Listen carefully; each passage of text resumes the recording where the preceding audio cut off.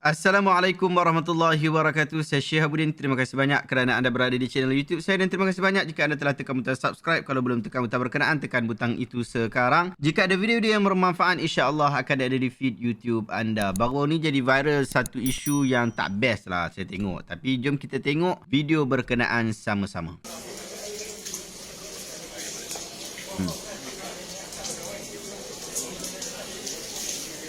Kok habis jam bagus. Najib. Dia ambil ayat sibuk tu. Dia pakai ayat yang sama untuk basuh tangan. Nampak? Untuk kumuk. Kumuk. Selingkuh tu. Dia basuh tangan tu. Tangan dia tu.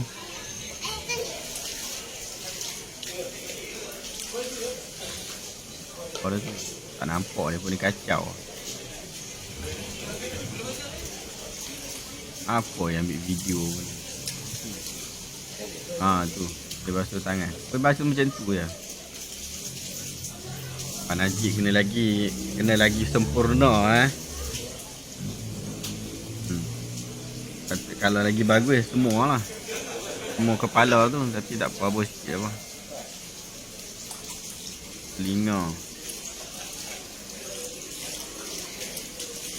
Kaki dia tu.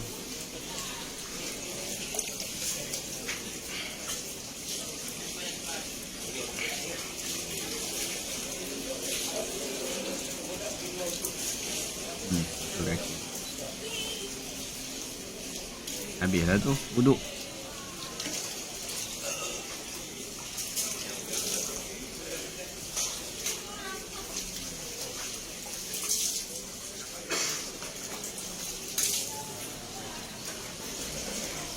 Tolong lah. Tambah ayat.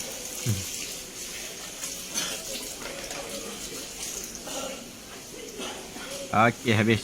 Okey, baik sahabat-sahabat, kita dah tengok video berkenaan sama-sama dan saya tengok untuk wuduk tu mungkin boleh improve lagi. Datuk Najib boleh improve lagi daripada sudut basuh tangan tu sampai ke siku tu biar nampak elok je lah. Kalau ke atas ni dia atas saja, dia tak full sampai habis. Patut basuh sampai habis lah, sampai ke siku dan pusing kiri kanan 360. Cuma jangan angkat tangan lah. Cuma yang jadi viral hari ni adalah isu bukan cara wuduk tu, tetapi ambil air daripada air mustakmal. Itu isu dia. Apabila jadi isu ni, saya anggap ini adalah isu yang agak bodoh pada permulaannya dan saya fikir ia tak sepatutnya diangkat. Boleh jadi orang ada yang allergic sangat dengan nama Datuk Najib ni, lalu semua orang berfikir apa yang dibuat oleh mantan PM kita ni terus dicari salah dia sebab dia anti Najib. Jadi apa yang Najib buat semua nak pergi cari yang tak elok, sehingga benda yang terang-terang tak salah pun depa akan kata benda tu salah, dibuat-buat macam salah. Apa yang Datuk Najib buat tu, kalau kita bincangkan isu masukkan air ke dalam gayung itu dah betul dah. Bahkan banyak hadis yang menyebutkan cara wuduk seperti itu. Tapi ada orang yang nak cari salah lalu dia kata wuduk tu tak sah. Dia kata sebab yang diguna itu sudah menjadi air mustakmal, air yang telah digunakan. Jom kita bincang berkaitan tentang hal. Imam Ibn Hajar Al-Haytami rahimahullah menyebutkan dalam kitab Minhajul Qawim halaman 13, dia sebut seseorang yang berwuduk dengan tangan dimasukkan ke dalam air yang sedikit selepas dia membasuh muka tanpa berniat dilakukan untuk mencedok, maka air yang sedikit tadi berubah menjadi air mustakmal. Ini pendapat muktamad dalam mazhab Asy-Syafi'i. Maksudnya kalau celup tangan ke dalam bekas dengan niat untuk mencedok, ia tak jadi masalah, dia tak jadi mustakmal. Tapi kalau hampir cedok air tu tanpa niat mencedok, ia boleh jadi mustakmal. Hadis berkenaan wuduk dengan celupan daripada bekas air ni memang sabit daripada Nabi SAW. Antaranya ialah hadis Humran, pembantu Uthman ibn Affan radhiyallahu anhuma. Dia pernah melihat Uthman ibn Affan radhiyallahu anhu memintanya bawakan air untuk Uthman wuduk. Fa afragha ala yadayhi min inaihi faghasalahuma 3 marrat. Thumma adkhala yaminahu fil wudu, thumma tamadmada wastanshaqa wastansara, thumma ghassala wajhahu 3 wa yadayhi ila mirfaqain 3, thumma masha bi ra'sihi, thumma ghassala kilta rijlaihi 3, thumma qala ra'aitu nabiyya sallallahu alaihi wasallam tawadda'a nahwa wudu'i hadha wa qala man tawadda'a nahwa wudu'i hadha thumma shalla rak'ataini la yuhaddithu fihima nafsahu ghufira lahu ma taqaddama min dhanbi. Maksud dia lalu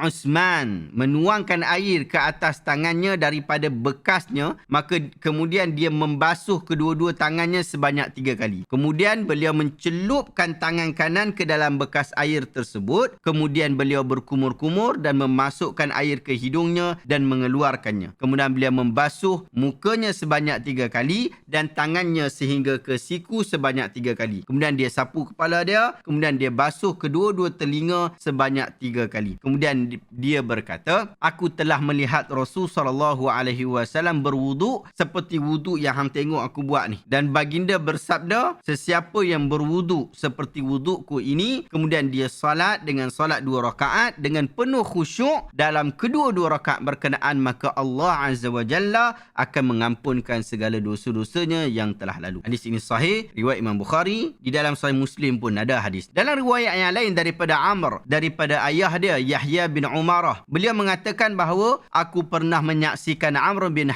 Abi Hasan bertanya kepada Abdullah bin Zaid radhiyallahu anhu, seorang sahabat Nabi SAW. Dia tanya tentang wuduk Nabi. Wasallama fada'a bitawrin min ma'in fatawadda'a lahum wudu'a Nabi SAW fa'akfa'a ala yadayhi min at-tawri فغسل يديه 3 ثم أدخل يده في التور فمضمض واستنشق واستنثر 3 غرفات ثم أدخل يده فغسل وجهه 3 ثم غسل يديه مرتين إلى المرفقين ثم أدخل يده فمسح رأسه فأقبل بهما وأدبر مرة واحدة ثم غسل رجليه إلى الكعبين. Maksud dia, lalu beliau minta diambilkan 1 gayung air, kemudian beliau memperlihatkan kepada mereka cara wuduk Nabi SAW. Dia tuangkan air daripada gayung tu ke tapak tangan dia, lalu dia cuci sebanyak 3 kali, kemudian dia masukkan tangan dia ke dalam gayung, lalu dia berkumur-kumur dan memasukkan air ke dalam hidung sebanyak 3 kali cedokkan juga, kemudian memasukkan tangan ke dalam gayung, masukkan tangan dalam gayung, lalu membasuh muka dia sebanyak 3 kali, kemudian dia basuh kedua-dua tangan dia 2 kali sampai ke siku, kemudian memasukkan tangannya ke dalam gayung. Lalu dia mengusap kepalanya dengan tangan, bermula daripada bahagian depan ni sampai ke belakang, kemudian menariknya kembali sebanyak 1 kali. Kemudian dia basuh kedua-dua kaki dia hingga buku lali. Hadis ini sahih, riwayat Imam Al-Bukhari. Imam Bahaqi pun sebut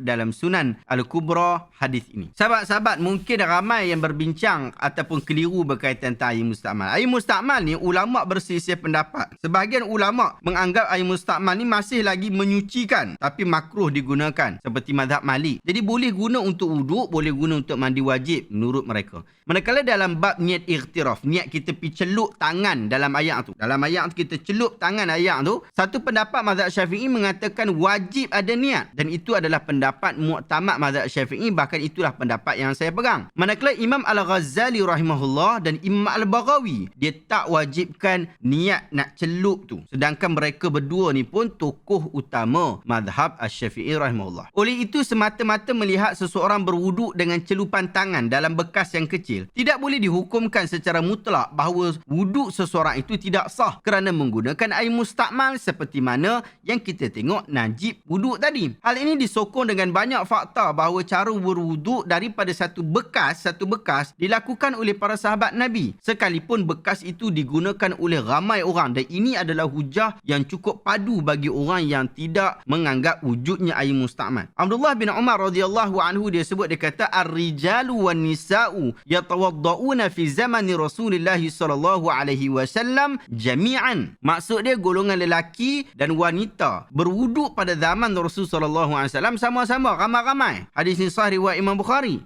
Tapi nak faham macam saja tak boleh, kita kena pergi tengok syarah. Imam Ibn Hajar Al-Asqalani dia syarahkan hadis ini dalam kitab dia Fathul Bari. Dia kata dalam hadis ini terdapat dalil bahawa mencedok dalam air yang sedikit tidak mengubah air itu menjadi air mustakmal. Kerana bekas-bekas mereka dahulu bersaiz-saiz kecil. Seperti mana yang disebutkan secara jelas oleh Asy-Syafi'i rahimahullah dalam Kitab Al-Um di beberapa tempat. Anda boleh rujuk dalam kenyataan ini dalam kitab Fathul Bari jilid pertama muka surat 299. Dalam masa yang sama tidak dapat dinafikan bahawa syarat niat untuk mencedok air itu, niat mencedok itu tidak disepakati oleh ulama mazhab Syafi'i sendiri. Kerana hadis itu tidak begitu jelas dan memiliki banyak kemungkinan-kemungkinan. Berkata Al-Allamah Al-Habib Abdul Rahman Ba'alawi, dia kata tidak warid dalam isu niat ightiraf, niat menceluk itu, apa-apa khabar, apa-apa hadis maupun athar. Tidak ada nas tentangnya oleh Asy-Syafi'i maupun oleh ashab Asy-Syafi'i. Sesungguhnya ia datang semata-mata berdasarkan kepada istimbat ulama yang terkemudian dan para pengikut mereka. Pendapat yang lebih tepat lagi, zahirnya ialah hukum wajib. Ini pendapat yang dipilih. Berkata Abu Makhramah, janganlah seseorang ulama itu mengetatkan hukum ke atas orang awam. Bahkan berfatwalah bahawa hukumnya niat iktiraf itu tidak wajib. Rujuk Bughyatul Mustarsyidin halaman 25 hingga 26 dan Taqrirat As-Sadidah Qism Ibadah halaman 60 oleh Syekh Hasan Al-Qaf. Sahabat-sahabat, itulah perbahasan berkaitan tentang air mustakmal khususnya di dalam mazhab Asy-Syafi'i rahimahullah. Moga-moga anda dapat manfaat di dalam bab ini. Jika anda berminat untuk mengetahui tentang sifat wudu, sifat salat Nabi SAW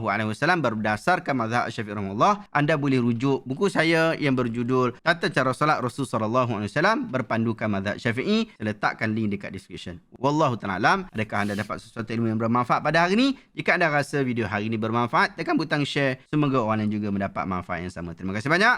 Assalamualaikum warahmatullahi wabarakatuh.